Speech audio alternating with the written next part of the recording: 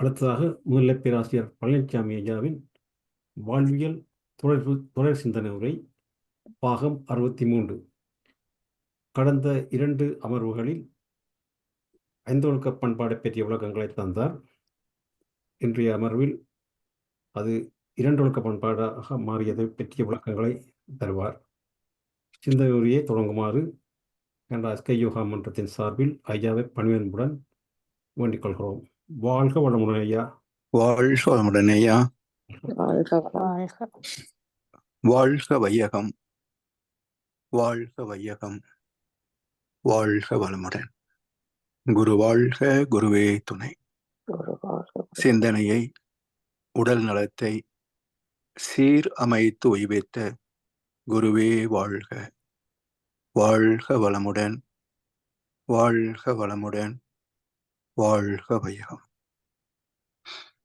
Canada sky yoga அறக்கட்டளை சிறப்பாக நடத்தி வருகின்ற அன்பர்கள், குறிப்பாக பேராசிரியர் முனைவர் சிவசங்கர் ஐயா அவர்கள் மற்றும் இந்த நிகழ்ச்சியை தொடர்ந்து சிறப்பித்து வருகின்ற அன்பர்கள் அனைவருக்கும் அருட்தந்தை வேதாத்ரி மகர்ஷி அவர்கள் சார்பாக வாழ்க வளமுடன் என்ற வாழ்த்துக்களையும் எனது அன்பு கலந்த பணிவான வணக்கத்தையும் சமர்ப்பித்து, வாழ்வியல் வேதாத்திரிய தொடர் சிந்தனையின் 63ஆம் பாகத்தில் ஐந்தொழுக்க பண்பாடு பற்றிய 3வது அமர்விலே இந்த 5 ஒழுக்க பண்பாட்டை மகர்ஷி அவர்கள் 2 ஒழுக்க பண்பாடாக சுருக்கி தந்திருக்கின்றார். அதை பற்றிய விளக்கத்தை இப்போது பகிர்ந்து கொள்வோம். 5 ஒழுக்கங்கள், இது நினைவில் வைத்துக் கொள்வதற்கு சற்றே சிரமமாக இருக்கலாம். ஆனால் அதை 2ஆக சுருக்கிவிட்டால் அதை எளிதில் நினைவு கூறுவது சுலபமாக இருக்கும். அது மட்டுமல்ல, இந்த 5ம் இந்த 2இல் அடங்கி போகின்றன. அந்த பண்பாடு என்ன என்றால், நான் எனது வாழ்நாளிலே யாருடைய உடலுக்கும் மனதுக்கும் துன்பம் தர மாட்டேன். துன்பப்படுவோருக்கு என்னால் முடிந்த உதவிகளை செய்வேன். அவ்வளவுதான். யாருக்கும் துன்பம் செய்வது இல்லை, துன்பப்படுபவர்களுக்கு உதவி செய்வது. இந்த 2க்குள் எல்லாமே அடங்கி போயிடும். தனக்கு எந்த வகையிலையும் துன்பத்தை ஏற்படுத்திக் கொள்ளக்கூடாது. அதே சமயத்தில் தன்னால் எந்த ஜீவனுக்கும் யாருக்கும் துன்பம் வரக்கூடாது. இந்த வேறு காரணங்களால் பிறருக்கு வருகின்ற துன்பத்தை நீக்குவதற்கு நம்மை பாதிக்காத அளவிலே முடிந்த உதவிகளை செய்வது. இந்த 2 ஒழுக்கத்தை மகர்ஷிக்கு முன்பு அறிமுகப்படுத்திய மகான் வள்ளுவ பெருந்தகை, உற்ற நோய் நோன்றல், உயிர்க்கு உருகன் செய்யாமை, அற்றே தவத்துக்கு உரு என்று தவம் 27ஆம் அதிகாரத்திலே தந்திருக்கின்றார். உற்ற நோய் நோன்றல், தானாக நமக்கு வந்து அமைகின்ற தேவைகள், உணர்ச்சிகள், கடமைகள். இப்ப இந்த உடலை பாதுகாக்கவும் பராமரிக்கவும் உணவு, உழைப்பு, உறக்கம், தாம்பத்தியம், தவிர்க்க முடியாத எண்ணங்கள், இந்த 5 தான வாழ்க்கை. இதுல இந்த உடலுக்கு வருத்தம் எப்போ வரும்? பசி, தாகம், உடல் கழிவுகளை நீக்கக்கூடிய வசதி இல்லை என்றால் துன்பமாகும். அதே போல வாழ்க்கைக்கு கல்வி, மருத்துவம், வாழ்க்கை துணை, போக்குவரத்து, இது எல்லாமே நமக்கு தேவையானவை. இவற்றை அளவு முறையோடு பயன்கொள்வது. நோன்றல் என்றாலே நோற்பு, நோன்பு சொல்கிறோம் இல்லையா? இந்த நோன்பு என்றால் அதற்கு இலக்கணம் இருக்கும். இப்படித்தான் நோன்பு இயற்ற வேண்டும் என்ற இலக்கணம் இருக்கும். அது போல உற்ற நோய் நோன்றல், இந்த உடலுக்கு தோன்றுகின்ற இயற்கை உபாதைகளை நீக்குகின்ற வழிமுறைகள், லிமிட் அண்ட் மெத்தடாலஜி, அது நோன்றல். உயிருக்கு உருகன் செய்யாமை. உயிருக்கு உருகன் செய்யாமை யாருக்கும் துன்பம் தராதது. அப்ப இந்த இடத்துல மற்றவர்களுக்கு என்று மட்டும் அல்ல, தனக்கும் பிறருக்கும். ஏன்னா நம்முடைய உடலுக்கே நாம் துன்பத்தை ஏற்படுத்திக் கொள்ளக்கூடாது.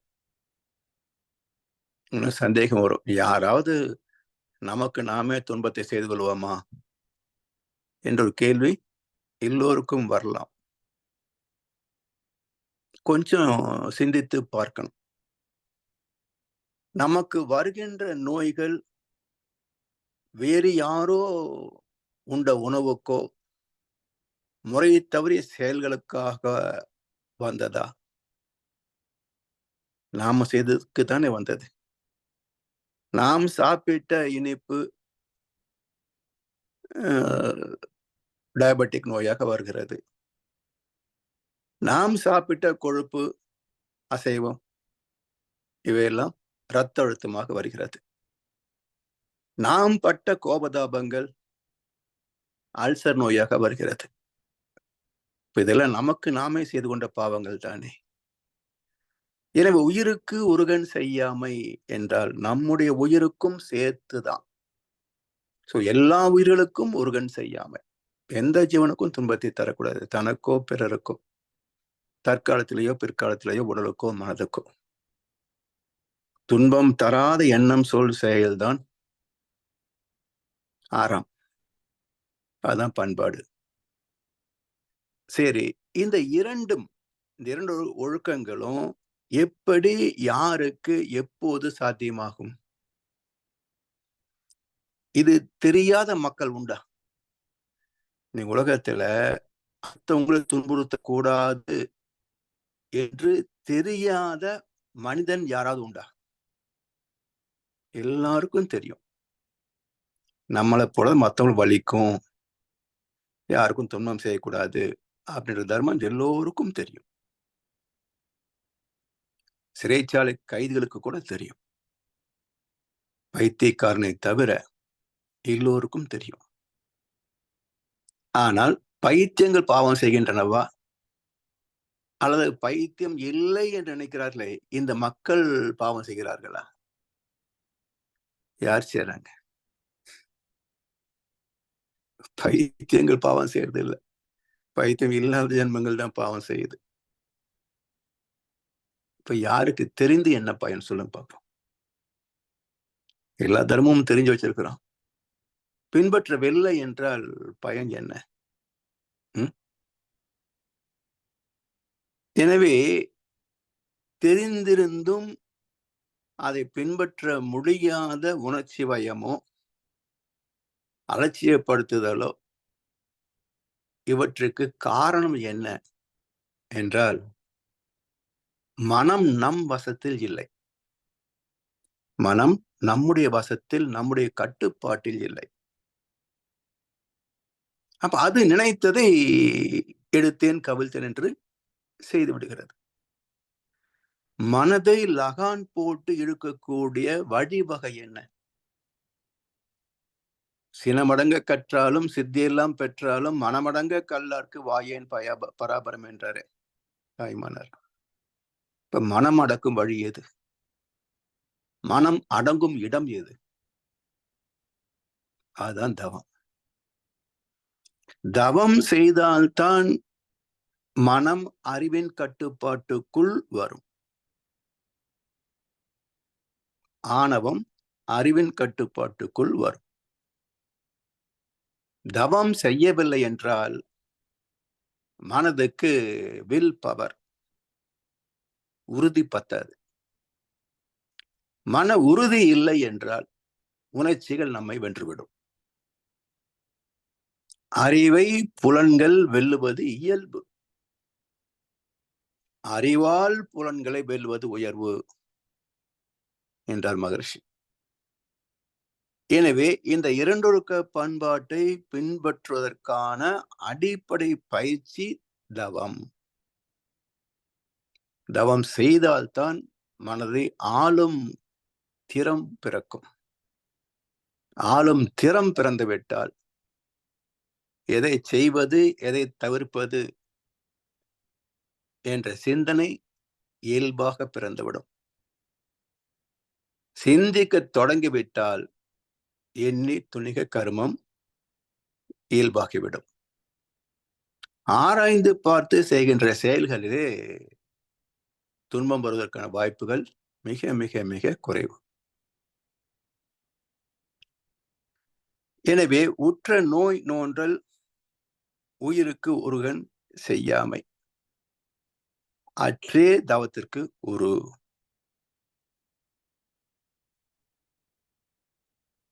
இந்த இரண்டொழுக்க பண்பாடோ அல்லது ஐந்தொழுக்க பண்பாடோ, ஐந்தொழுக்கம் இரண்டில் சுருங்கி போதுன்னு சொன்னோம். இதை தவம் செய்கின்ற தவத்தின் ஆழத்தை ரசித்த அன்பர்களுடைய அனுபவத்திலேதான் சாத்தியமாகும். என தவம் செய்வது இன்றைக்கு ஏதோ கையை கோர்த்து கண்ணை மூடிக்கொண்டால் தவம் என்று நினைக்கின்ற மக்கள் பலர். அது தவம் அல்ல, அது உடல் தவம். உடம்பு ஒரு இடத்துல அமர்ந்து விடும். மனம் அமர்ந்தால் அதற்கு பெயர் தானே தவம். மனம் உயிரிலே ஒடுங்கினால் அதுதான் தவம். இதை மனதை பக்குவப்படுத்துவதற்கும் இந்த மன உறுதி பெருக்கிக் கொள்வதற்கும் தான் பக்தி மார்க்கத்திலே விரத நாட்கள் என்று வைத்திருப்பார்கள். எல்லா பண்டிகைகளுக்கும் விரதம் இருக்கும். அதுவும் குறிப்பாக ஐயப்பன் சபரி யாத்திரையில 48 நாட்கள் இயம நியமத்துடன் விரதம் இருக்க வேண்டும் என்பது கட்டுப்பாடு. இப்படி அந்த 48 நாட்கள் ஒழுக்க பழக்கத்தோடு வாழ்ந்து பழகிவிட்டால் அது ஒரு மண்டலம் கணக்குங்க. 49வது நாள் அதுவே இயல்பாக மாறிவிடும். அப்ப என்ன எண்ணத்தை தர வேண்டும் என்றால், 48 நாள் விரதம் இருந்து போயிட்டு வந்தா போதும் என்ற எண்ணத்தோடு விரதம் இருக்கின்ற போது 49வது நாளே பழைய வாழ்க்கைக்கு மனம் தயாராக விடும். இந்த 48 என்பது அறிமுக நாட்கள். தொடர்ந்து இதே போன்ற விரதத்தை அறத்தை பின்பற்றுவதற்காக நமது முன்னோர்கள் ஏற்படுத்தி வைத்த ஒரு சம்பிரதாயம், ஒரு சடங்கு.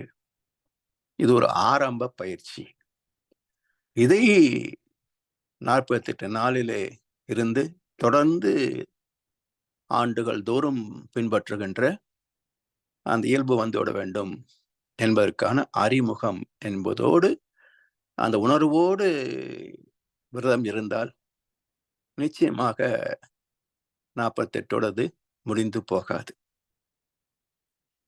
அது மட்டுமல்ல, இந்த இறை வழிபாட்டிலே தீ மிதித்தல் பல சடங்குகள் வச்சிருக்கிறாங்க பண்பாட்டுல. எல்லாம் வழிபாடு தானே. இப்ப இறைவனுக்கு நம்முடைய உடலை துன்புறுத்தி கொண்டால் இறைவன் மகிழ்ச்சி அடைவான், நாம் வேண்டிய வரங்களை தருவான் என்றெல்லாம் யாரோ இட்டுக்கட்டி சொன்ன கற்பனை கதைகள். அப்படியெல்லாம் யாருக்கும் வந்ததாக ஒன்றும் கிடையாது. மன உறுதி வேணும். எண்ணி துணிக கர்மம். அந்த மன உறுதிக்கு உடலை வருத்தி கொள்ளணும் அவசியம் இல்லை. உண்ணா நோன்பு, மௌன நோன்பு, தவம் இதெல்லாம் இருந்தாலே அதுவே நம்முடைய வாழ்க்கைக்கு போதுமான அளவுக்கும் அதிகமான மன உறுதியே தந்துவிடும். உடலை வருத்தி கொள்ள வேண்டிய தேவை இல்லை. அந்த காலகட்டங்களில் சில நீதிகளை வைத்து நல்லது செய்தால் நல்லது நடக்கும் என்ற நம்பிக்கையை உருவாக்குவதற்காக பக்தி மார்க்கத்தில் இப்படிப்பட்ட சடங்குகள் எல்லாம் இணைத்தார்கள். அந்த விரதம் என்பதனுடைய இலக்கணம் என்ன? மகர்ஷி சொன்ன இலக்கணம் தான். தனக்கோ பிறருக்கோ தற்காலத்திலேயோ பிற்காலத்திலேயோ உடலுக்கோ மனதுக்கோ துன்பம் தராத எண்ணம் சொல் செயல், இதுதான் விரதம். இதை புரிந்து கொள்ளாமல் இன்னும் சடங்குகளாகவே செய்து கொண்டிருந்தால் இன்னும் எத்தனை ஆண்டுகளுக்கு பிறகு நாம் ஒரு சுகமான வாழ்க்கையை சந்திக்கப் போகிறோம்? எனவே இதுவரைக்கும் நாம் பின்பற்றி இருந்தும் கூட எந்த குடும்பத்திலையும் பிரச்சனை இல்லாமல் சிக்கல் இல்லாமல் வாழ்க்கை இல்லையே. காலங்காலமா கடவுளை வணங்கி இருக்கிறோம், சடங்கு சம்பிரதாயங்கள் விரதம் எல்லாம் இருந்திருக்கிறோம். இன்னும் பிரச்சனைகள் தீரவில்லை என்றால் எங்கோ ஒரு ஓட்டை இருக்குன்னு தானே அர்த்தம், இல்லையா? நம்முடைய வாழ்க்கை முறையில எங்கோ ஒரு பெரும் தவறு இருக்கிறது என்பது தானே அதனுடைய ரகசிய அர்த்தம். அது என்ன? வாழ்கின்ற வாழ்க்கை முறைக்கும் தெய்வ நீதியின்படி இயற்கை சட்டத்தின்படி வாழ வேண்டிய வாழ்க்கை முறைக்கும் உள்ள பேதங்களே நாம் சந்திக்கின்ற அத்தனை துன்பங்களுக்கும் பிரச்சனைகளுக்கும் நோய்களுக்கும் காரணம். இப்போ எதை திருத்துவது? யாரிடத்திலே மன்றாடுவது? நம்மை நாம் தான் திருத்தி ஆகணும். எனவே ஐந்தொழுக்க பண்பாட்டை வாழ்வில் அமுலாக்க உடனே வந்துருமா? தானா வந்துருமா? ஞானிகள் சொன்னா வந்துருமா? யாரோ சில பேர் பொறுப்புள்ளவர்கள் மட்டுமே தகுந்த குருவிடத்திலே தீட்சை பெற்று பயிற்சி பெற்றால் சுய முயற்சியின் மூலமாக படிப்படியாக மெல்ல மெல்ல மாற்றங்களை சந்திக்கலாம். ஆனா பெரும்பான்மையான மக்கள் உடன்பட மாட்டார்கள், மகான்களை தேடி வர மாட்டார்கள். ஆடியார்லயே சாமிஜி வாழ்ந்த காலத்துல சாதாரண மாலை நேரங்கள்ல பாத்தீங்கன்னா நிறைய பொதுமக்கள் வருவாங்க. அதுல எத்தனை பேர் மறுபடியும் தேய்ச்சிக்கு வருவாங்க பாத்தீங்கன்னா 1-2 கூட தெரியாது. எதுக்கு வர்றாங்க? சாமி வாழ்வான்னு சொன்னா நமக்கு எல்லாம் நல்லதா நடக்குதாமா, அதுக்குத்தான் வருவாங்க. தன்னை திருத்திக் கொள்வதற்கெல்லாம் வரமாட்டாங்க. இலவசமா யாராவது பிளெஸிங் பண்ணி நமக்கு நல்லது நடக்குமா, என்ன நல்லா வாழ்த்துங்கோ வாழ்த்துங்கோ வாழ்த்துங்கோ, அதுக்கு மட்டும்தான் வருவாங்க. இது எப்படி சமுதாய மாற்றமாக விரிவடையும்? அதெல்லாம் சாமி சொல்றாங்க, ஐந்தொழுக்க பண்பாட்டை வாழ்வில் அமுலாக்க. அமுல் செய்வது என்றால் ஒரு வலியுறுத்தல், ஒரு வற்புறுத்தல். அதன் மூலமாகத்தான் மக்கள் வாழ்க்கையை திணிக்க முடியும். இப்ப இந்த வேலை யார் செய்வாங்க? அரசியல்வாதிகள் செய்ய முடியுமா? இல்ல தொழில்துறை ஆளர்கள் செய்வார்களா? இல்லை தத்துவத்தை சரியாக புரிந்து கொள்ளாமல் வெறும் சடங்கு சம்பிரதாயங்கள் செய்து கொண்டே தங்களை உயர்ந்தவர்களாக காட்டிக் கொள்கிறார்களே மதவாதிகள், இவங்க செய்வார்களா? 3 துறையும் செய்ய மாட்டாங்க. ஏன்னா மக்கள் எப்போதும் சிக்கலில் இருந்தால்தான் அரசியலுக்கு மரியாதை. மக்கள் எப்போதும் துன்பத்தில் துடித்தால்தான் மதவாதிகளுக்கு மரியாதை. மக்கள் எப்போதும் ஆசைகளில் தவித்துக் கொண்டிருந்தால்தான் வியாபாரிகளுக்கு வருமானம். அப்ப எப்படி மனிதர்களை நிறைவாக வாழ விடுவாங்க? மனித நிம்மதியை கெடுப்பதுதான் இந்த 3 துறைகளும். இதற்கு துணை போவது ஊடகங்கள், வியாபார ஊடகங்கள். மோசமான வார்த்தை கூட சொல்லணும், தவிர்ப்போம். அப்படிப்பட்ட ஊடகங்கள். நமக்கு காசு கிடைச்சா போதும், யார் எப்படி துன்பப்பட்ட நமக்கு என்ன என்ற ஒரு சாடிசம். விலங்குகளுக்கு கூட இந்த குணம் கிடையாதுங்க. மனிதனிடத்திலேதான் இந்த சாடிசம் இருக்கு. அதனால் அறிவில் சிறந்த அறிஞர்கள், அறிஞர் என்றால் அறிவை அறிந்து அறிவின்படி வாழ்கின்ற மாண்பு மிக்கவர்களுக்குத்தான் அறிஞர் என்ற ஒரு சிறப்பு. வெறும் கல்வி கற்றவர்களால் அறிஞர்களாக முடியாதுங்க. அறிவை அறிந்தல்னா அறிவாகிய தெய்வத்தை அறிந்திருக்கணும். அப்ப உண்மையான குருமார்களே அறிஞர் பெருமக்கள். அப்படிப்பட்ட அறிஞர்கள் எல்லாம் குழுவாக கூடணும். உலகத்துல எத்தனை, இப்ப இந்தியாவே எடுத்துக்கொண்டீங்கன்னா எத்தனை பிராண்ட் இருக்குங்க. ஆர்ட் ஆஃப் லிவிங்கு, அதுக்கு இது இது அதுன்னு எத்தனை அமைப்புகள். எல்லாரும் என்ன போதிக்கிறீங்க? இறை உணர்வு அறநெறி தானே. அப்ப எல்லோரும் இணைந்து செயல்படலாமே. இல்ல இன்னும் ஒரு கஷ்டமான அனுபவம் என்னன்னா, நம்முடைய மன்றங்களிலே போட்டி உண்டு. அந்த மன்றத்துக்கு போகாத, இங்க வா.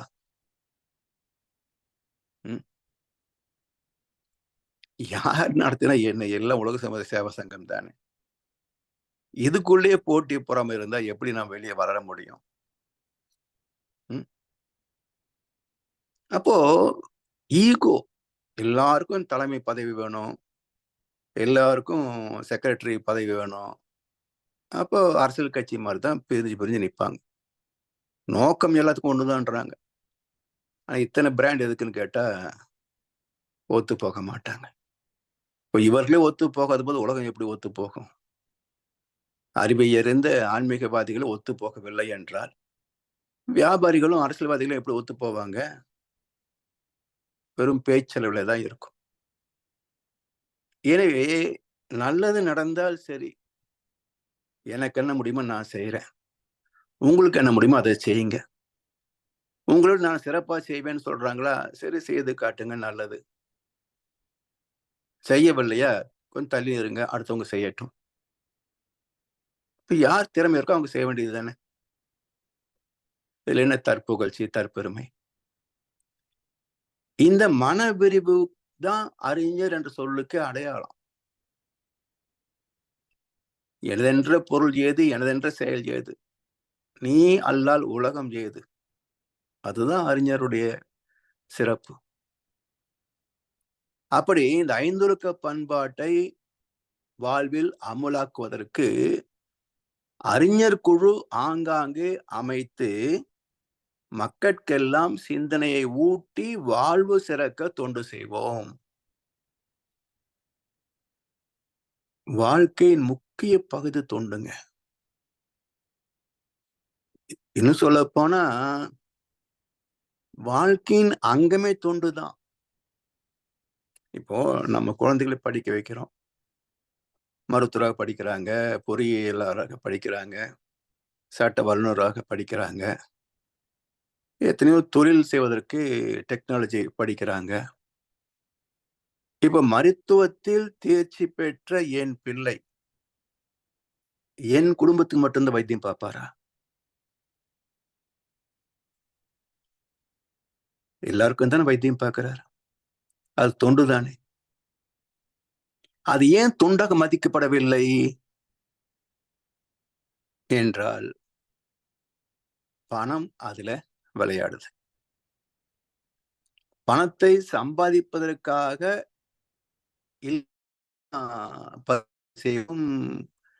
சிகிச்சை செய்வதும் வியாபாரத்தனமாகின்ற போது அது பாவமாக மாறுகிறது.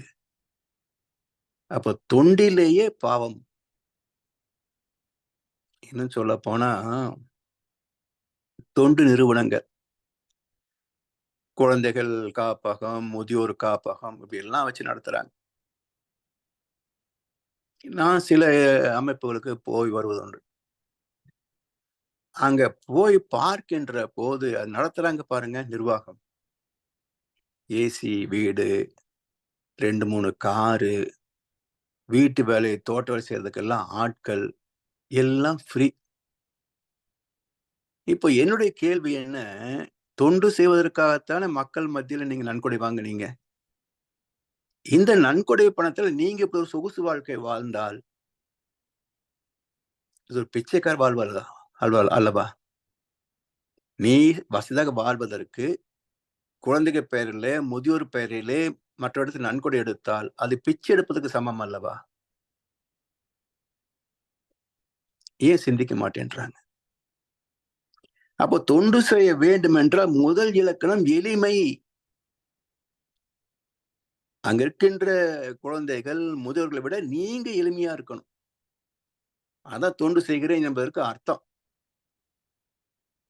நீ வசதியான வாழ்க்கையை வாழ்வதற்கு ஒரு பிராண்ட் வச்சுட்டு, ஒரு ட்ரஸ்ட் வச்சுக்கிட்டு, ட்ரஸ்ட் வித்தவுட் ட்ரஸ்ட், நம்பிக்கை இல்லாத அறக்கட்டளைகள், அறம் இல்லாத அறக்கட்டளைகள், சமுதாயம் எப்படி மாற்றம் பெறும்? பேருதான் அறக்கட்டளை, ஆனா அங்க அறம் இல்லை.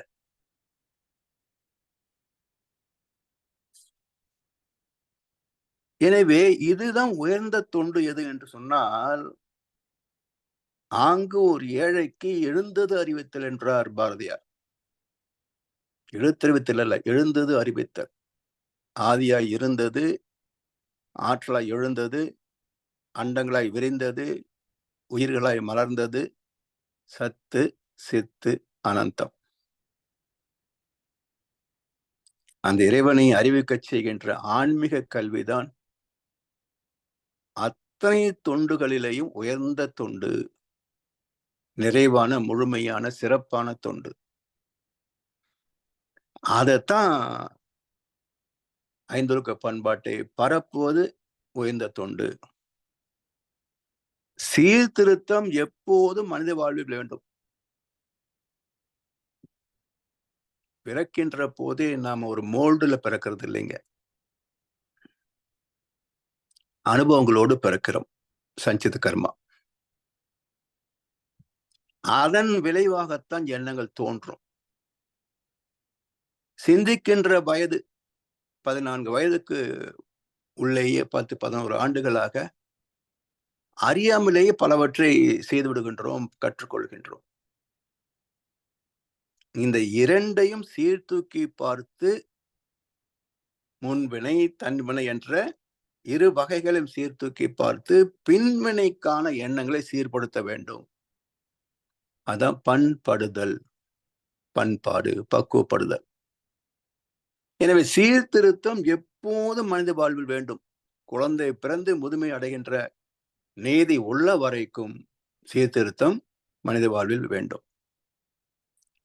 எந்தெந்த காலத்தோ இடம் காலம் தேவை இவையொப்ப தோன்றியன எத்தனையோ செயல்கள், எத்தனை சடங்கு சம்பிரதாயங்கள், வழிபாட்டு முறைகள், பழக்க வழக்கங்கள். இல்ல என்ன நன்மை தீமை என்று யோசிக்க வேண்டாமா? சிந்தனை செய்தால்தானே சிறப்பு. எங்க பழக்கம் இப்படி, நாம் பழகிட்டது இப்படி என்று கடைசி வரைக்கும் இப்படியே வாழ்ந்து விட்டால் திருந்தாத உள்ளங்கள் இருந்தென்ன லாபம்?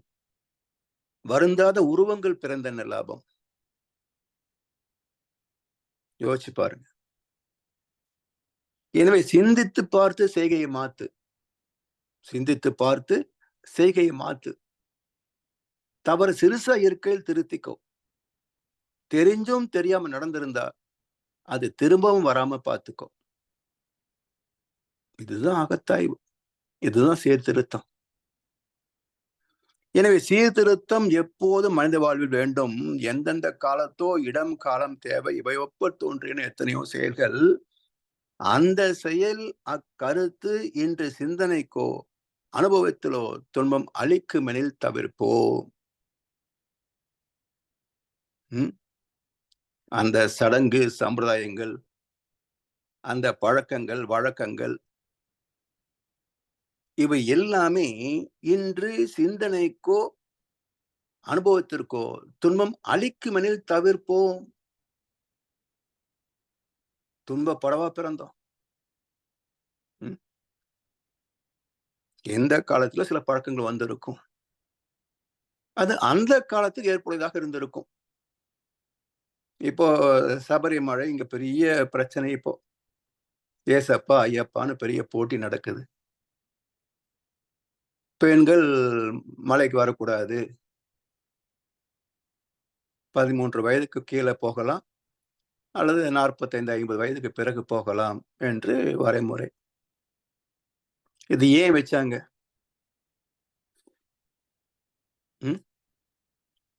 இது ஏன் வச்சாங்க? அது மலை பிரதேசம். இப்பதான் மக்கள் போய் வர விலங்குகள் எல்லாம் விலகி போயினவே தவிர, எனக்கு தெரிந்த ஒரு 50 ஆண்டுகள் முன்பு எல்லாம் 48 மைல் காட்டு வழியில நடந்து போகின்ற போது, விலங்குகள் எல்லாம் நடமாட்டத்தில் இருப்பதை பார்த்திருக்கிறாங்க. விலங்குகளுக்கு ரத்த வாடை ஈஸியா கண்டுபிடிச்சிடும். அப்ப பெண்கள் எப்போதும் போக வரலாம் என்று சொன்னால், விலக்கில் உள்ள பெண்களுக்கு அல்லது போகும்போது நல்லா இருந்திருக்கும், திடீர்னு விலக்காகும். அப்போ விலங்குகள் தாக்குவதற்கான வாய்ப்புகள் அதிகம். இதற்காகத்தான் பருவமடைந்த பிறகு மெனபாஸ் வரைக்கும் போகக்கூடாது என்ற விதி விதிக்கப்பட்டதே தவிர, இன்றைக்கு எல்லாம் பாதுகாப்பு பூரா 48 மைலும் கடைகளா இருக்குன்னு இப்ப சொல்றாங்க. விலங்குகள் எல்லாம் ஓடியே போச்சு. இப்ப போனா என்ன? அப்போ எப்போ தோன்றிய ஒரு சடங்கு, இன்றைக்கு அது தேவையா? இல்ல. அது மாத்திக்கிட்டா என்ன? இதுக்கு ஒரு விமர்சனம், இதுக்கு ஒரு விளக்கம். எங்க சடங்கு, எங்க பண்பாடு? எத்தனை பண்பாடு பின்பற்றுகிறீர்கள்? அடுத்த உயிரை வருத்தக் கூடாது என்ற பண்பாடு இன்னும் வரலையா உங்ககிட்ட? என்ன சாமியை கும்பிட்டுக்குங்க, எந்த மதத்தையும் பின்பற்றுங்க. அடுத்தவனை துன்புறுத்தக் கூடாது என்பதுதானே அடிப்படை விதி. இயற்கை சட்டமே அதுதானே, தெய்வ நீதி அதுதானே. அதை புறம் தள்ளிவிட்டு வெறும் சடங்கு சம்பிரதாயத்தை பண்ணி என்ன புண்ணியத்தை கட்டிக்க போறீங்க? பாவத்தை தான் சுமக்க போறீங்க. எனவே எந்தெந்த காலத்திலோ தோன்றியவை நல்லதும் இருக்கும், கெட்டதும் இருக்கும். சீர்தூக்கி பார்த்து நல்லவற்றை விளக்கத்தோடு பயன் கொள்ள வேண்டும். ஒரு முறை மகர்ஷியிடத்துல நான் கேட்டேன், சாமிஜி வர்றாங்க, பயிற்சியில் எடுக்கிறாங்க, ஆசிரியர் பயிற்சி முடிக்கிறாங்க, கொஞ்ச நாள் பார்த்தோம்னா மீண்டும் பழையபடியே போயிடுறாங்க, மன்றத்துக்கு வர்றதில்ல. அந்த பழைய சடங்கு சம்பிரதாயங்கள் இதுலயே போயிடுறாங்க. ஒரு நிமிடம் அப்படியே யோசித்த சாமிஜி சொன்னாங்க, அந்த சடங்குகள் எல்லாம் இருக்கிறது இந்த மனவளக்கலை தான் விளக்கி சொல்லுங்கன்னு. கூட இன்னொரு வாக்கியத்தை இன்னொரு சொல்லும் சொன்னாங்க. சடங்குகளை தெரியாமல் செய்வதை காட்டிலும் தெரிந்து செய்தால் பலன் அதிகம்னார். எதுக்காக கோயிலுக்கு போகிறோம்? பழக்கம். எங்க வீட்டுல அப்படித்தான். இதுல என்ன லாபம் வரும் வச்சுக்கோங்க, ஒரு 10% லாபம். இதற்காகத்தான் கோவிலுக்கு போகிறேன் என்று தெரிகின்ற போது அந்த சடங்குகளை துல்லியமாக பின்பற்றுவோம். அப்ப பலன் 100% கிடைக்கும். இப்ப 10 போதுமா, 100 வேணுமா? 10 போதுன்னு அப்படியே போங்க. அப்பா சொல்லி கொடுத்துருக்குறாங்க, பூசாரி சொல்லுவாரு, அப்படியே போங்க. 10 போதும்னா. 100% நன்மை வேண்டும் என்றால் மனவளக்கலைக்கு வாங்க.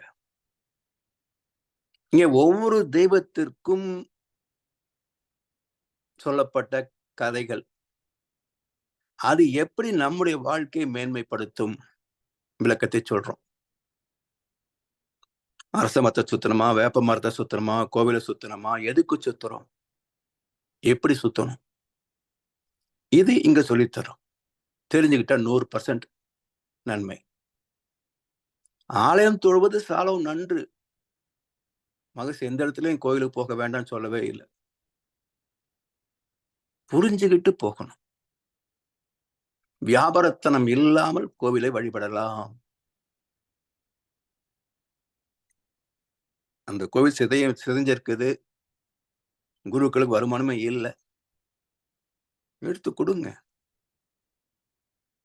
பெரிய கோயில் கோடிக்கணக்கில் இருக்குது, குருக்களுக்கு ஒரு நாளைக்கு தட்டு காசு 5000 ரூபாய், நீங்க எதுக்கு போடுறீங்க?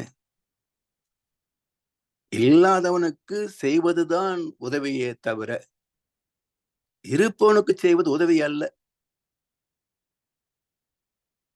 வரியார் கொன்றீவதே ஈகை, மற்றெல்லாம் கூறிய எதிர்ப்பை நேர்ந்துடைத்து என்று வள்ளுவரை சொல்லிட்டார். வள்ளுவருக்கு மேல இங்க எந்த மதவாதியும் கிடையாது, எந்த மாகாணம் கிடையாது, எந்த பூசாரியும் கிடையாது.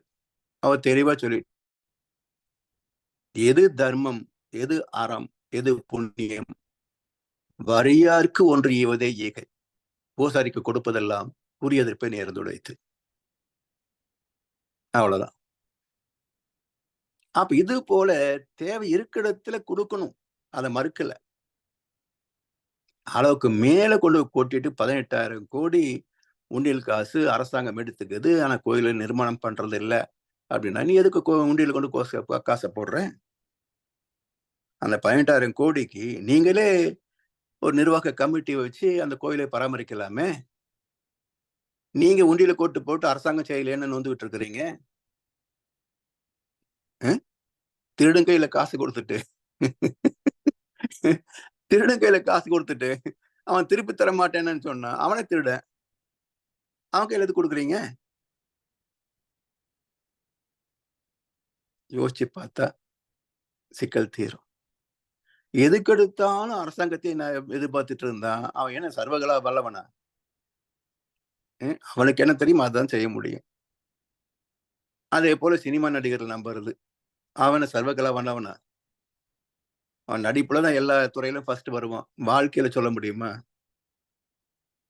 அப்போ இதை இவன் முடிக்கும் என்று ஆய்ந்து அதனை அவன் கண் விடல்.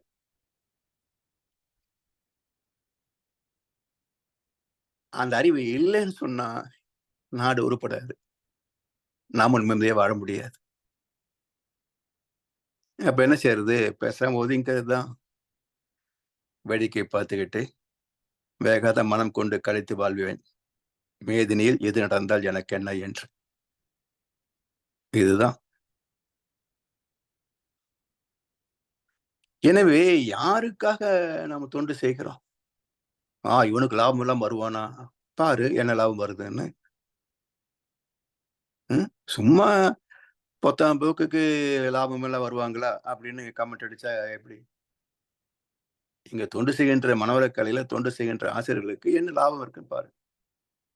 புண்ணியம் தான் லாபம், பணம் அல்ல. எனவே மத்த இடத்துல மாதிரி எங்கேயும் பணம் பிரிக்கிற வேலை அப்படின்னு நினைச்சிட்டீங்கன்னா நல்லதை பெற முடியாமல் நட்டமாகி போகும். எனவே வாழ்க்கையின் சிக்கல்களை தீர்ப்பதற்கு, தெய்வீகத்தை அறிவதற்கு பக்தி என்று சொல்லி நாம் செய்கின்ற வேடிக்கையெல்லாம் பயன்படவில்லை என்பதற்கு ஆயிரக்கணக்கான வருடங்களாக மக்கள் வாழ்ந்த வாழ்க்கையே சாட்சி. இதற்கு மேல வேற நிரூபணமே தேவையில்லை, சிந்திக்கின்ற அறிவு இருந்தா போதும். எனவே தவத்தின் மூலமாக இறையுணர்வு பெற்றால் மட்டுமே தனக்கும் துன்பம் இல்லாமல் பிறருக்கும் துன்பம் வராத வகையில் வாழ முடியும் என்ற வள்ளுவரின் கோட்பாட்டை மீண்டும் நினைவுபடுத்துகின்றார் மகர்ஷி அவர்கள். இரண்டொழுக்க பண்பாடு. அது மட்டும் இல்ல, இந்த இரண்டொழுக்க பண்பாட்டை எப்போ நம்ம சொல்றோம் பாருங்களேன், தவத்தின் நிறைவிலே, வாழ்த்துகளின் நிறைவிலே சொல்கிறோம் இரண்டொழுக்க பண்பாடு. அப்ப தவத்திலே மனம் ஒடுங்கி நிற்கும். ஒடுங்கிய மனதுக்கு சக்தி அதிகம், ஒடுங்கிய மனதுக்கு சக்தி அதிகம். அந்த வல்லமையிலே வாழ்த்துக்களை சொல்லுகின்ற போது அதனுடைய ஆற்றல் அதிகமாக இருக்கும். யாரை நோக்கி வாழ்த்துகின்றோமோ அவர்களும் பலம் பெறுவார்கள். 2 பங்கு நன்மைகள் நமக்கும் வந்து சேரும். வாழ்த்துகின்ற போது ஒரு நன்மை, வாழ்த்தப்பட்டவருக்கு நன்மை. அந்த அலை திரும்பி மீண்டும் நம்மிடத்திலே வந்துதான் முடியும். மீண்டும் ஒரு நன்மை. இப்படி வாழ்த்தப்படுபவரை விட வாழ்த்துபவர்களுக்கு இரட்டிப்பு நன்மைகள் நடக்கும். அதனால் வஞ்சம் இல்லாமல், கரவில்லாமல், பொறாமை இல்லாமல் வாழ்த்தலாம். அதே போலத்தான் இந்த மன உறுதிக்கான 2 ஒழுக்க பண்பாடு. நம்முடைய வாழ்க்கையிலே, மனதிலே மிக பெரும் மாற்றத்தை சாதிக்க வல்லது தவத்திற்கு பிறகு உச்சரிக்கின்ற 2 ஒழுக்க பண்பாடு. அது மட்டுமல்ல, யாருடைய உடலுக்கும் மனதுக்கும் துன்பம் தர மாட்டேன். அதை சொல்லுகின்ற போது, இன்றைக்கு யாருக்காவது நாம் மன வருத்தத்தை தந்து விட்டோம் என்றால், அவருடைய உருவத்தை மனதிலே நிறுத்தி இனிமேல் இது போல் செய்ய மாட்டேன் என்று உறுதி கொள்ளணும். இப்படி திரும்ப திரும்ப ஒவ்வொரு தவத்திலையும் பயிற்சி செய்ய செய்ய நமக்குள் மாற்றங்கள் முகிழ்ந்து வரும். ஒரு நிம்மதியான, நிறைவான, வளமான வாழ்க்கை சாத்தியமாகும். யாருக்கு துன்பத்தை கொடுக்கிறோமோ அவரை உருவத்தை மனதிலே நிறுத்தி இனிமேல் தவறு செய்ய மாட்டேன் என்று சங்கல்பம் செய்ய வேண்டும் என்று மகரிஷி சொல்றாங்க. இப்படி இந்த 2 ஒழுக்க பண்பாட்டை அமல்படுத்துகின்ற போது நமக்கும், குடும்பத்திற்கும், சமுதாயத்திற்கும் நன்மைகளே விளையும். இப்படி தினசரி ஒவ்வொரு தவத்திலையும் சங்கல்பம் செய்வதால் எண்ணம், சொல், செயல்களில் படிப்படியாக மாற்றங்கள் வரும். நல்ல மாற்றங்கள் வரும். இந்த மாற்றமே இறை உணர்வுக்கு இட்டுச் செல்லும். துரியாதீத தவத்தில் நல்ல அனுபவத்தை பெறுவதற்கு துணை செய்யும்.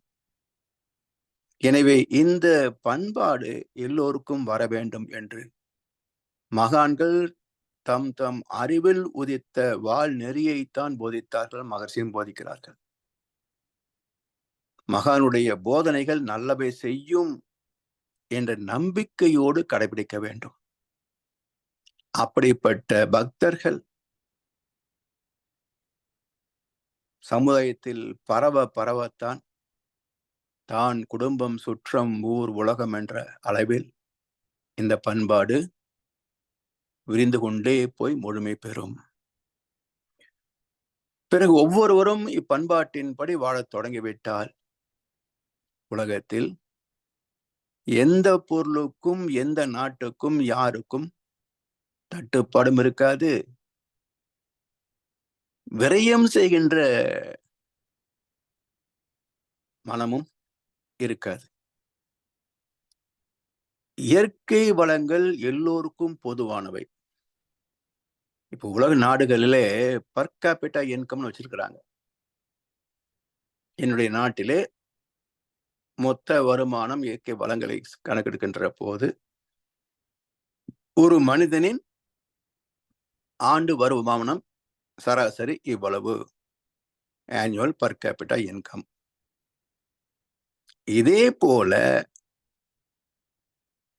இந்த இயற்கை வளங்கள் அனைத்தும் அனைத்து மக்களுக்கும் பங்கிட்டு பர் கேபிட்டா ரிசோர்சஸ் என்று பிரிக்க வேண்டும். எந்த நாட்டில் ஒரு பொருள் இருந்தாலும் எல்லா நாட்டு மக்களுக்கும் அதிலே உரிமை உண்டு. சோ பர் கேபிட்டா ரிசோர்சஸ் என்ற ஒரு சட்டத்தை அமுலாக்கணும். எப்போ வரும்? உலக சமாதானம் வந்துவிட்டால் தான் அது சாத்தியமாகும். இயற்கை வளங்களை துய்ப்பதற்கு ஒவ்வொரு மனிதனுக்கும் உரிமை உண்டு. உரிமை உண்டு. ஆனால் அவற்றிலே அணு அளவு வீண் செய்வதற்கும் எந்த மனிதனுக்கும் உரிமை கிடையாது. வீண் செய்வதற்கோ உதரத்தனம் செய்வதற்கோ உரிமை கிடையாது.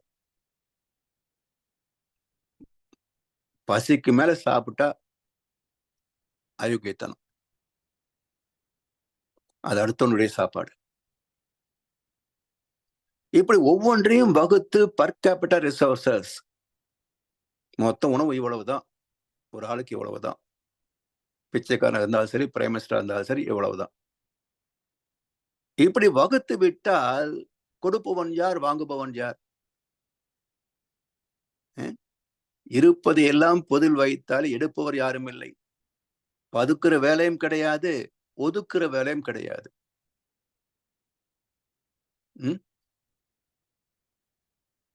அதனாலதான் இந்த உற்பத்தியான பொருட்கள், விளைந்த பொருட்கள் எல்லாம் ஒரு கிடங்கிலே சேர்த்து வைக்கிறோம், சேமித்து வைக்கிறோம். அதற்கு ஆங்கிலத்தில் அற்புதமான வார்த்தை, அந்த வார்த்தையை அறிமுகப்படுத்திய சிந்தனையாளருக்கு உலகமே ஒரு சல்யூட் அடிக்கணும். அவ்வளவு கருத்துமிக்க சொல். தமிழ்ல கிடங்குன்னு சொல்றோம், ஆங்கிலத்தில் கோடவுன், GODOWN, கோடவுன் சொல்கின்றோம். இந்த வார்த்தைக்குள் மிக அற்புதமான இயற்கை ரகசியத்தை அதுல பார்க்கலாம். அந்த வார்த்தை ரெண்டா பிரிங்க, GODOWN, கோடவுன். இது ரெண்டா பிரிக்கலாம். GODOWN என்னாச்சுங்க? Godown. இந்த கிடங்கில் இருக்கின்ற எல்லா பொருட்களும் யாருக்கு சொந்தம்? இந்த நாட்டுக்கு அல்ல, இந்த நிறுவனத்திற்கு அல்ல, இந்த மனிதனுக்கு அல்ல. யாருக்கு சொந்தம்? காட் ஓன், கடவுளுக்கு சொந்தம். இந்த மன விரிவு, இந்த மனப்பக்குவம் வந்துவிட்டால் பதுக்குற வேலையும் இல்லை, ஒதுக்குற வேலையும் இல்லை. இந்த விதி புரியவில்லை, நாம் பதுக்கி வச்சு டிமாண்ட் கிரியேட் பண்ணி அதிக விலைக்கு வச்சு கோடீஸ்வரன் ஆவேன் என்று நினைத்தால் கோடீஸ்வரன் ஆயிருவேன். ஒரு நாள் குடும்பமே காரோட விபத்துல போயிடும். திருப்பதிக்கு போவான், திரும்பி வரும்போது காரை விபத்துக்குள்ளாகி அத்தனை பேர் செத்து போவாங்க. இப்ப அந்த குடம் யார் சொந்தங்க? மீண்டும் காட் ஓன் ஆயிரும். எனவே இதை புரிந்து கொள்ளவில்லை என்றால் யூ வில் கோ டவுன் எ டே. அதே வார்த்தை இன்னொரு வகையில் பிரிங்க, கோ டவுன் எ டே. அப்போ அட்ரஸும் இருக்காது, சந்ததியும் இருக்காது. அதனால இயற்கை சட்டத்தை புரிந்து மதித்து வாழ்ந்து விட்டால் சிக்கலே இல்லைங்க. எனவே வியாபார தர்மத்தை மறந்து இது என்னுடைய சொத்து என்று நினைத்தால் ஒரு நாள் மீண்டும் அது கடவுளுக்கே சொந்தமாக போய்விடும். நாம கொடுக்கவில்லை என்றால் அவனாக எடுத்துக்கொள்வான். இப்படி இயற்கை நம்மை அளந்து வைத்திருக்கிறது என்பதை சிந்தித்து ஏற்றுக்கொள்ள வேண்டும்.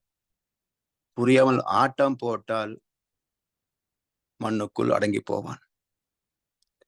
அதனால்தான் வாழ்க்கை இவ்வளவுதான் என்ற கருத்துக்களை அடிக்கடி சிந்தனை செய்து பார்க்க வேண்டும். நேற்று வந்தோம், இன்றைக்கு வாழ்கிறோம், நாளைக்கு போக போகிறோம். யாருங்க நிரந்தரம் அல்ல, யாரும் இங்கே நிரந்தரம் அல்ல. எத்தனை கோடி செல்வத்தை குவித்திருந்தாலும், ஐநா சபைக்கு தலைவர் என்ற பதவி அடைந்திருந்தாலும் ஒரு நாள் செத்துத்தான் ஆகணும். செத்த பிறகு யார் நினைவு கூறுவார்கள்? யாரும் சரித்திரம் எழுத மாட்டாங்க. நாமே நம்மை பற்றி சரித்திரம் எழுதி வைத்து விட்டு போனாலும் யாரும் படிக்க மாட்டாங்க. இவ்வளவுதான் வாழ்க்கை. இதை புரிந்து கொண்டால்தான் இந்த அளவு கடந்த பந்தம், பற்று, பாசம் எவ்வளவு இருந்தாலும் பத்ததில்லை, எவ்வளவு அனுபவிச்சாலும் நிறைவு இல்லை. என்ன ஒரு அவலம் பாருங்க.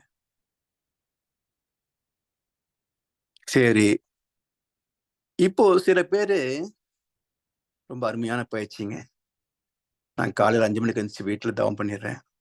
காயல் உடற்பயிற்சியெல்லாம் செஞ்சிருவேன். அப்புறம் வியாபாரம் பார்த்துருவேன். சாயந்தரம் வந்தால் மறுபடியும் காயல் எல்லாம் ரெடியாக பண்ணிடுவேன்.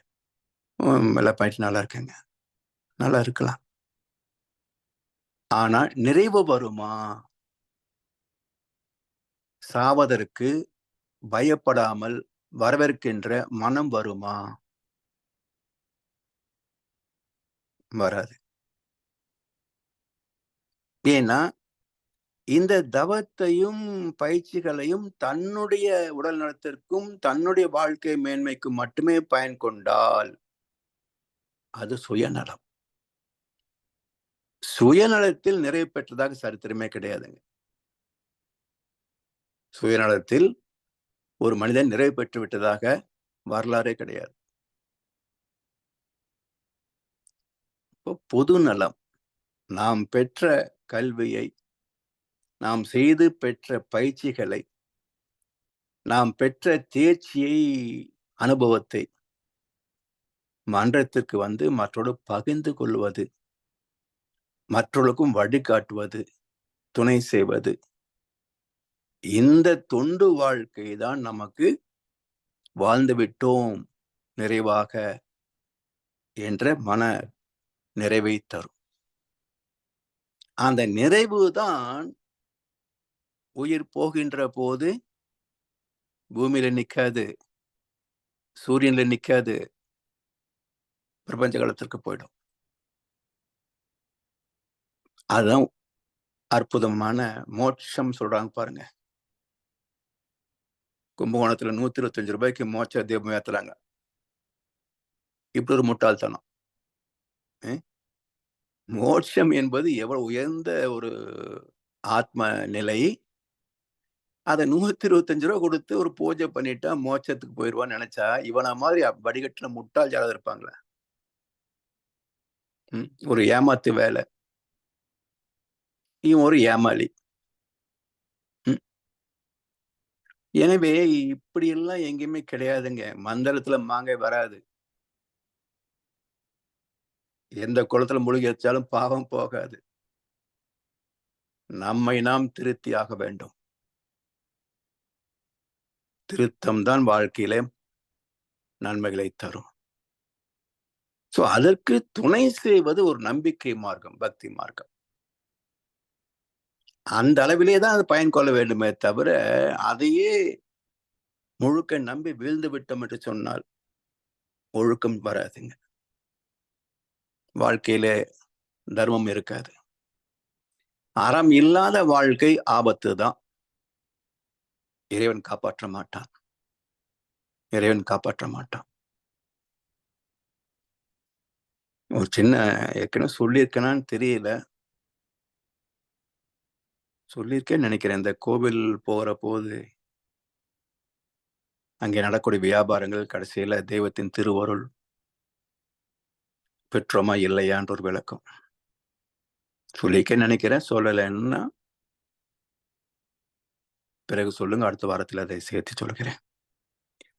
சரி. எனவே சங்கத்தின் தொடர்பு வாழ்நாள் முழுவதும் நமக்கு அவசியம். இதை சொன்னவர் யார் தெரியுங்களா? புத்தர் பெருமான். புத்தம் சரணம் கச்சாமி, தம்மம் சரணம் கச்சாமி, சங்கம் சரணம் கச்சாமி. 3 சொற்றொடர்கள். புத்தம் சரணம். புத்தம் என்றால் தெய்வத்தை அறிந்த அனுபவம், ஞானம். அந்த தெய்வத்திடம் சரணடைவது புத்தம் சரணம். தம்மம் சரணம். அந்த தெய்வம் தெய்வ நீதி என்ற ஒரு விதி வழியாகத்தான் இந்த உலகத்தை இயக்கிக் கொண்டிருக்கிறது. செயலுக்கு தக்க விளைவு என்ற விதிப்படிதான் நம்மை ஆண்டு கொண்டிருக்கிறது. அந்த தர்மத்தை பின்பற்றுவது தம்மம் சரணம் கச்சாம். இதை கற்றுக்கொள்வதற்கும் பக்குவம் அடைவதற்கும் கற்றுக் கொடுப்பதற்கும் ஒரு இடம் வேண்டும். சங்கம் சரணம் கச்சாமி. இப்படி இந்த 3 நிலைகளிலே நம்முடைய வாழ்க்கை முழுமை பெறும். இதை தவிர வேறு வழி இல்லை. அதனால் நச்சு விலை இச்சைகளை விளைவிக்காத நல் ஒழுக்க வாழ்க்கைக்கு முறை வகுத்தார் மகர்ஷி அவர்கள். மனவளக்கலை. ஐயுணர்வின் வயம் ஏற்ற ஆன்மாவின் பழிச்சுமையை மெய்யுணர்வு பெற்று ஆற்றி மிக எளிதில் கழித்திடலாம். தெய்வ நிலையுடன் அறிவை சேர்த்து ஒன்றும் தவம் பயின்று உய்ய நினைத்தால் உலகிற் உடனே என் தொடர்பு கொள்வீர் என்கிறார் மகர்ஷி அவர்கள். ஐயுணர்வின் வயம் ஏற்ற ஆத்மாவின் பழிச்சுமை.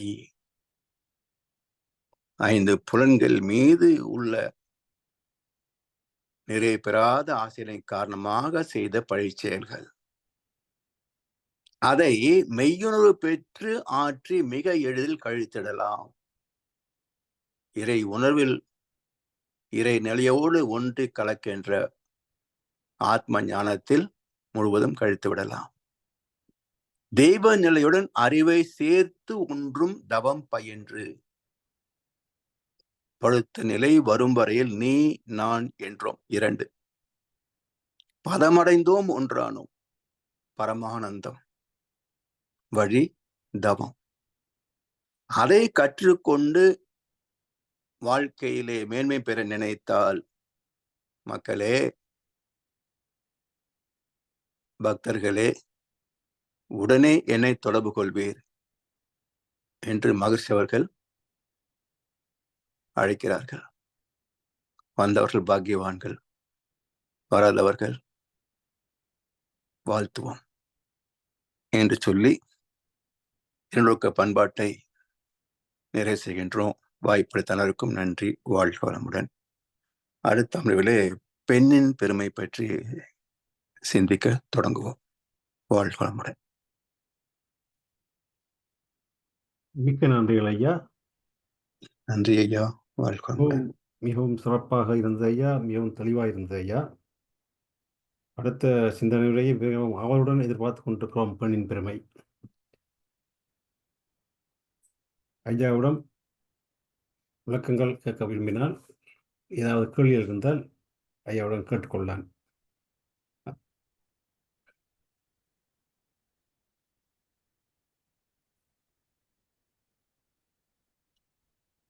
ஐயா. ஐயா வாழ்க வளமுடன்.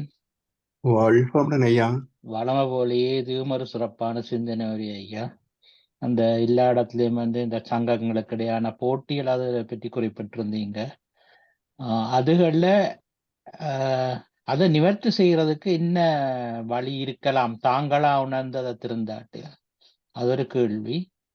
மற்றது அந்த வழியெல்லாம் கிடையாதுங்க ஐயா. ஏன்னா அவரவர்களும் என்னுடைய ஒரு மார்க்கம் இதுதான் உயர்ந்ததுன்னு நினைச்சிட்டு இருக்கிறாங்க. அதே சமயத்துல ஒவ்வொரு நிறுவனத்திற்கும் சொத்து கணக்கில் கோடிக்கணக்கில் இருக்குது. அதெல்லாம் வச்சு நிர்வாகம் பண்றதை விட்டுட்டு ஒன்றிணைவார்களா? ஆன்மீக அமைப்புகளும் இணைவதில்லை, மதங்களும் இணைவதில்லை. உண்மைதான் ஐயா. சில சங்கங்களே தலைமை பதவிக்காண்டியே மூளைக்கு மூளை ஒவ்வொரு தொடங்கி கொண்டு வச்சிருக்கணும். அப்படியும் ஒரு நிலைமை இருக்குது சில இடங்கள்ல. பல இடங்கள், சில இடங்கள் இல்ல, பல இடங்கள்ல இருக்கு ஐயா. அந்த மற்றது இந்த தெய்வத்தின் அருள் கிடைத்ததா இல்லையான்றதுக்கு ஒரு விளக்கம் சொல்றதா இருந்தீங்க. அதை அடுத்த முறை சேர்த்து கொள்ளுங்க ஐயா. சில வேளை அதுக்கு ஆல்ரெடி கேள்விப்பட்டதா இருக்கும், ஆனா இப்ப அது நினைவுக்கு வருவதில்லை. வாழ்க வளமுடன். வாழ்க வளமுடன். நன்றி. நன்றி.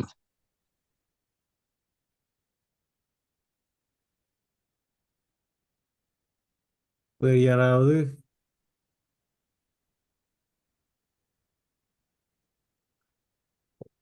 எனவே நாங்கள் நிகழ்ச்சியை நிறைவு செய்வோம்.